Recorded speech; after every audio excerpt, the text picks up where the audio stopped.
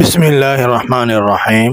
সম্মানিত মুসলিম তাওহীদি জনতা, দাড়ি রাখা সম্পর্কে ইসলাম কি বলে আমরা অনেক মুসলিমরাই তা সঠিকভাবে জানি না। তো আজকে আমি এই বিষয়টা আপনাদেরকে জানানোর জন্য কোরআন হাদিস থেকে কিছু কথা বলার চেষ্টা করব। ওমা তৌফিক ইল্লা বিল্লাহ। দাড়ি রাখার ব্যাপারে পবিত্র কোরআনের মধ্যে কিছু আয়াত এসেছে, যেমন আল্লাহ সুবহানাহু ওয়া তাআলা এক আয়াতের মধ্যে বলেন, হযরত মূসা আলাইহিস সালাম একদিন রাগ করে তার ভাই হযরত হারুন আলাইহিস সালামের দাড়ি ধরেছিলেন। তখন হারুন আলাইহিস সালাম বলেছিলেন, ইয়া বুনাইয়া লা তাখুয বিলিহইয়াতি ওয়ালা বিরাসি, হে আমার আদরের ভাই মূসা, আপনি আমার চুল এবং দাড়ি ধরিয়েন না। এর দ্বারা বোঝা গেল যে মূসা আলাইহিস সালাম তার বারে হারুনের যে দাড়ি ধরছিলেন, মানে এত বড় দাড়ি ছিল যে ধরা যায়। তো অনেকে আছে আমাদের সমাজে দাড়ি ছোট ছোট করে রাখে, এবং কেউ কেউ তো এটাও বলে যে দূর থেকে দাড়ি দেখলে যতটুকু, মানে দূর থেকে দেখলে দাড়ি আছে নজরে পড়ে এতটুকু রাখলেই নাকি হয়ে যায়। তাদেরকে বলবো আপনারা আয়াতের অনুবাদটা পড়েন। এখানে বলা হয়েছে মূসা আলাইহিস সালাম যিনি আল্লাহ পাকের বড় একজন নবী ছিলেন, তিনি তার ভাইয়ের দাড়ি ধরেছিলেন। এখন আপনার দাড়ি যদি 1 ইঞ্চি হয় বা আধা ইঞ্চি হয় বা তার থেকেও ছোট হয়, তাহলে কি দাড়ি ধরা যাবে? তাহলে হয়তো দাড়ি এইভাবে চিমটিতে ধরতে হবে, আর এইভাবে তো ধরা বলা হয় না। তো মূসা আলাইহিস সালাম ধরছিলেন, এইরকমভাবে ধরছিলেন, এই জন্য বলছিলেন আপনি আমার দাড়ি ধরিয়েন না। এ হলো একটা আয়াত। আর একটা আয়াতের ভিতরে এসেছে যে দাড়ি এটা হলো আল্লাহ পাকের একটা সৃষ্টি, এটা আল্লাহ পাকের একটা নিজাম, আল্লাহ পাকের একটা নিদর্শন। আর আল্লাহ সুবহানাহু ওয়া তাআলা বলেন, ওমাই ইউআযিম মিন শাআইরিল্লাহ, যে ব্যক্তি আল্লাহ পাকের নিদর্শনকে সম্মান করে, ফাইন্নাহা মিন তাকওয়াল কুলুব, নিশ্চয়ই এটা তাকওয়া থেকেই। তার মানে দাড়ি এটা আল্লাহ পাকের একটা নিদর্শন, আল্লাহ পাকের একটা নিয়ামত। এই দাড়ি রাখতে আল্লাহ তাআলা সমস্ত নবীদেরকে বলেছেন, তাই নবীরা দাড়ি রেখেছেন, এটা আল্লাহ পাকের একটা নিদর্শন। আর এই নিদর্শনকে যে সম্মান করবে, মানে এটাকে যে রেখে দিবে, নিদর্শনকে যে বজায় রাখবে, আল্লাহ তাআলা বলেন এটা তার অন্তরের মধ্যে তাকওয়া আছে, এই জন্য সে এটা করতে পেরেছে। সহিহ মুসলিমের 624 নম্বর হাদিসে এসেছে, নবী করিম সাল্লাল্লাহু আলাইহি ওয়াসাল্লাম বলেন, খুদু শাওয়ারিব ওয়াহফুল লুহা, তোমরা মোষ খাটো করো, মোষকে ছাটো, মোষকে ছোট ছোট করো, মোষকে ধরো, এবং দাড়ি তোমরা ছেড়ে দাও, লম্বা করে রাখো। নবী করিম সাল্লাল্লাহু আলাইহি ওয়াসাল্লাম স্পষ্টভাবে বলেছেন, তোমরা দাড়ি ছেড়ে দাও, দাড়িকে বড় হতে দাও। কিন্তু আমরা দাড়ি বড় হতে দিই না, দাড়ি বড় হওয়ার আগে আমরা দাড়িকে ছেটে ফেলি। এখন দাড়ি বড় হতে হতে কত বড় হবে? তো সাহাবায়ে কেরামের কোন কোন আমল দ্বারা জানা যায় যে তারা দাড়ি বড় করার পরে যখন এক মুষ্টি হতো, এক মুষ্টির অবশিষ্ট অংশ তারা ছেটে ফেলতেন। আপনি যখন দাড়ি বড় হবে, এদিক থেকে একটা হাত ঢুকিয়ে দিবেন, এই হাতটাকে এইভাবে রাখবেন, এইভাবে এক মুষ্টি হলে এদিক থেকে ছেটে দিবেন, আবার নিচ দিয়ে এইভাবে ধরবেন, এক মুষ্টি হলে এখানে ছেটে দিবেন, এইভাবে এরকমভাবে। আবার অনেকে আছে এক মুষ্টি মানে এরকম, এই হাত সহ এক মুষ্টি ধরে এইভাবে এক মুষ্টি যদি বেশি হয় সেটা কাটে, এটাকে এক মুষ্টি বলা হয় না। আপনার মুষ্টি হলো এই এক মুষ্টি, এটা হলো মুষ্টিবদ্ধ হাত। এই এক মুষ্টির পর অবশিষ্ট যেটা থাকবে সেটা কাটতে পারবেন, সমস্যা নেই।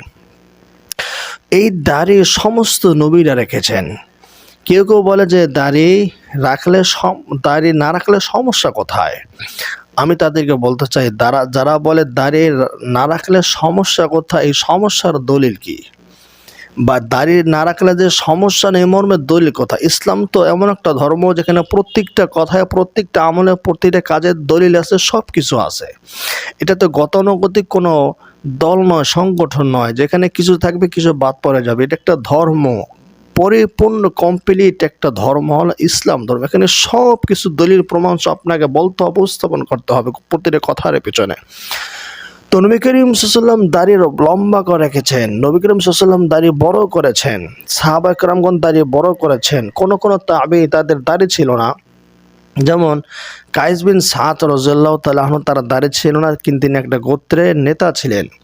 তার গোত্রের লোকেরা বলতো যে তিনি কত বড় বীর বাহাদুর, অথচ তার মুখে দাড়ি নেই। যদি দাড়ি দিরহাম দিয়ে কেনা সম্ভব হতো তাহলে আমরা দাড়ি কিনে তাকে দাড়ি দিয়ে দিতাম। তো দেখুন সাহাবাদের দাড়ি ছিল না, যেন তারা আফসোস করতেন। এরকমভাবে আরও একজন সাহাবীর বর্ণনা পাওয়া যায় যে তিনি তার গোত্রের নেতা ছিলেন।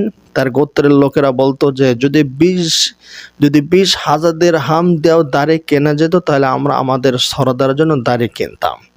তো দাড়ি রাখা এটা তারা সম্মান এবং সৌন্দর্যের প্রতীক মনে করত। আজকে আমরা দাড়ি সেটাকেই আমরা সুশীল মনে করছি, এটা কিন্তু লজ্জার বিষয়। দেখুন মোরগের দাড়ি আছে, মুরগির দাড়ি নেই। এরপরে ঘোড়া, পুরুষ ঘোড়া মহিলা ঘোড়া। দেখুন পুরুষ ঘোড়ার দাড়ি লম্বা থাকে, বেশি থাকে, চুল লম্বা থাকে, দেখতে ভালো দেখা যায়।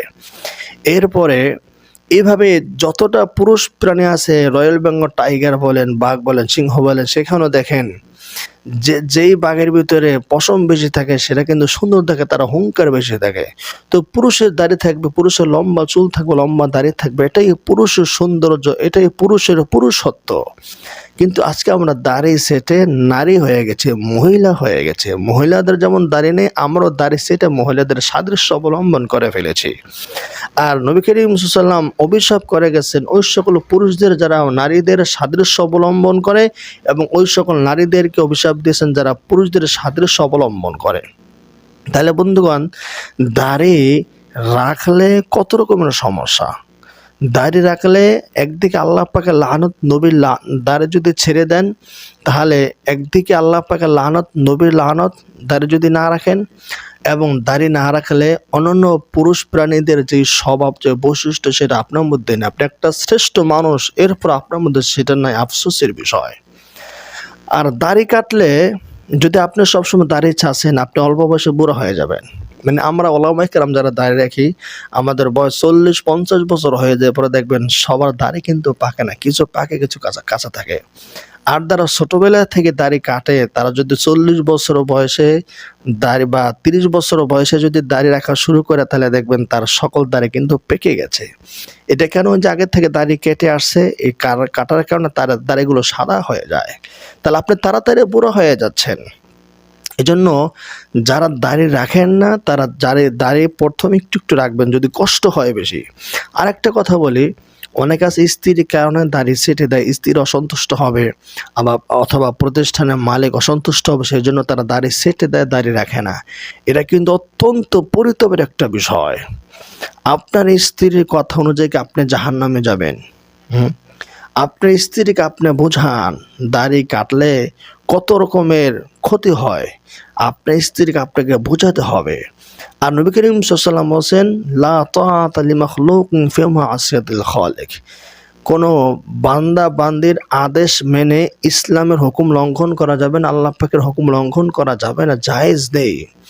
আপনি দাড়ি রাখবেন, এতে আপনার স্ত্রী সন্তুষ্ট হোক বা অসন্তুষ্ট হোক সেটা আপনার দেখার বিষয় না। আপনার দেখার বিষয় হলো যে আল্লাহ আপনার জীবন দিয়েছেন, আপনাকে গরু ছাগল না বানিয়ে আপনাকে মানুষ বানিয়েছেন, সে আল্লাহর সন্তুষ্টি আপনাকে প্রাধান্য দিতে হবে।